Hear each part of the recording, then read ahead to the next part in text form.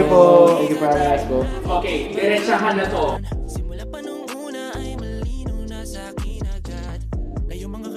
Meron! Yung 4-1. Yung pa lagi namin sinasabi. Siyempre, Yes, di mawawala of sa course. puso namin yung Yeah, 4-1. 4-1. Pero, Sa totoong buhay, wala po. wala po. Hirap po eh. Ako po, sa totoo lang, wala naman po akong hinahanap. Basta pag nakuha ang puso ko, patay na. Yari na. Ayun na, yari na. Ako naman personally, nasa ano naman po ako bumabase sa personality. And also yung kayang maintindi yung line of work na meron kami. So, syempre, medyo mahirap po, lalo na sa time. Sa Pilipinas, parang kamikasi, mga ganun.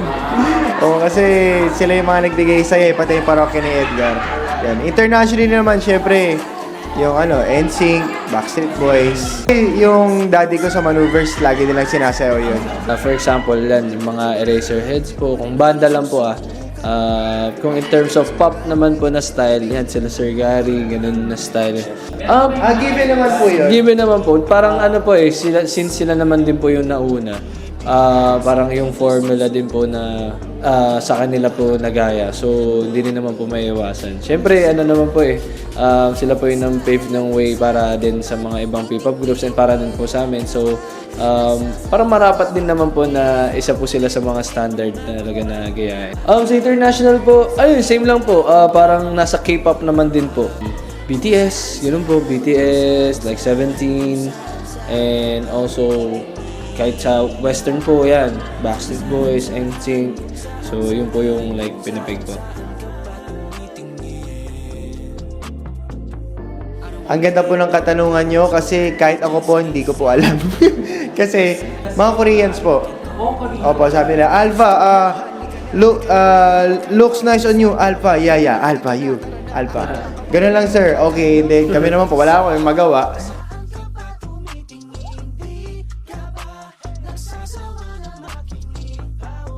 Siguro po, sa totoo lang po, hindi ako marunong mag-gitara. Kaya ko lang mga simpleng chords lang, pero hindi po talaga yung sobra. Pero yung mga hindi ko pa po talaga nagagawa, like, yung gusto ko po talaga pag-focusan is, medyo gusto kong i-explore yung music producing, music video editing also, and yung mga iba't ibang klaseng businesses.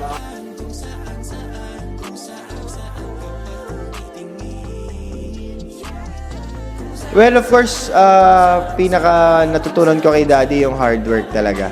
Sa kanya ko talaga nakita, since siya yung nagpalaki talaga sa amin ever since nung naghiwalay yung parents ko, siya talaga yung kumuha sa amin. So, nakita ko talaga yung hard work. So, pinaka natutunan ko talaga kay Daddy is pagiging hardworking and of course, God-fearing din.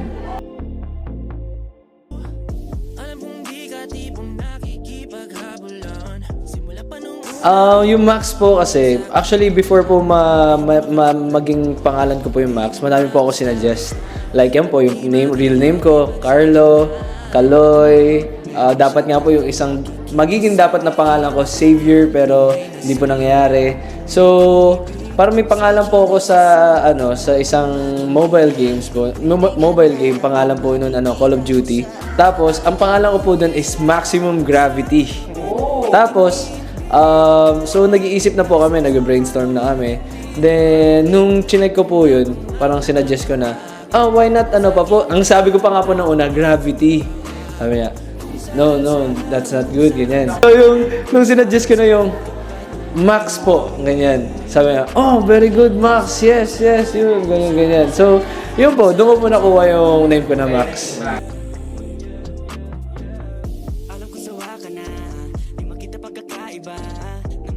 Ewan ko po parang may ano lang po ako, na-inspire lang po ako nung nagsa-start po ako sumayaw. Parang sabi ko gusto ko mag-create and also I want to inspire the next generation din po Kasi kaya yun po, doon na nag-start po yung pagmamahal ko when creating out of nothing. So,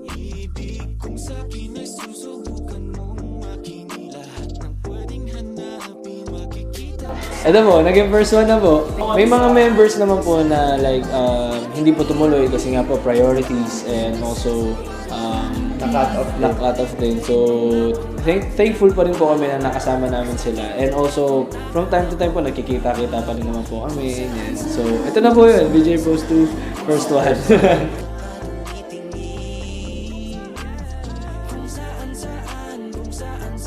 Mahirap madaliin lahat ng bagay. So, parang pag pinilit mo, parang mas lalo lang lalala yung isang sitwasyon. So, we came to a point na parang kailangan natin mag-make a decision na it's either we go forward without Joker or we reschedule, we stop and wait for Joker's recovery. So, we chose that path na reschedule lang po muna. So, syempre gusto rin po namin ma-experience din ni Joker yung ganung once in a lifetime experience. So, yun, sa group din po na maging isa po yung decision namin. I think isa sa mga biggest learnings namin is taking care of our bodies talaga kasi syempre yung katawan po namin yung puhunan namin sa trabaho. Man may iwasan sa pagiging idol and sa line of work namin yung puyat, yung pagod talaga, pero we need to take care of ourselves extra more kasi yun nga, gaya nung unexpected na nangyari kay Joker, talagang tinamaan talaga kami nun mentally and emotionally dahil nakalungkot nga na na-reschedule yung yung all-in concert namin which is dapat November. God, tawag dito, nilagay ni Lord yung sitwasyon na yun to, para matuto pa kami sa mga nangyari.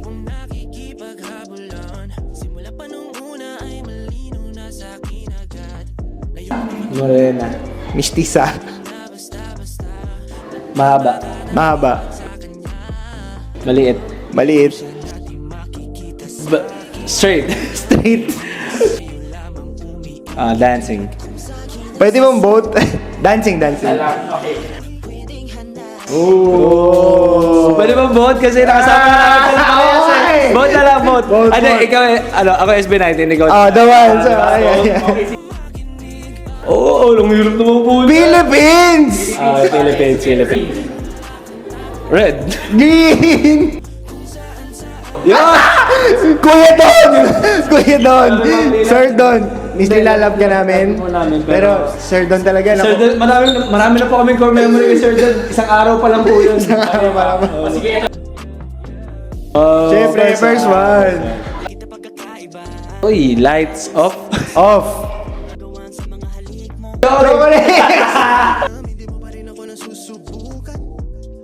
Ang pinakamalaking preparation po na ginagawa namin for the concert is yung album din. So, do watch it guys kasi grabe yung preparation niya, siguro ilang months, half a month ata or like a year. So, I hope na magustuhan niyo yun and also look forward to it din kasi baka i-perform din namin yung ibang songs nun. So, Secret! You better watch out! Hi guys! We're first one and we're inviting you to our concert here in Singapore this April 12. This is our first leg in our Una tour. So mga kababayan dito sa Singapore, please watch us. And to all the locals here in Singapore, please support First One. Thank you so much! yes, hi, Rated J. Rated J, thank you so much for supporting First One and also for this platform. We hope that you enjoyed our performances so far. And also, do follow us on our social media accounts. It's only at One is the ONE official.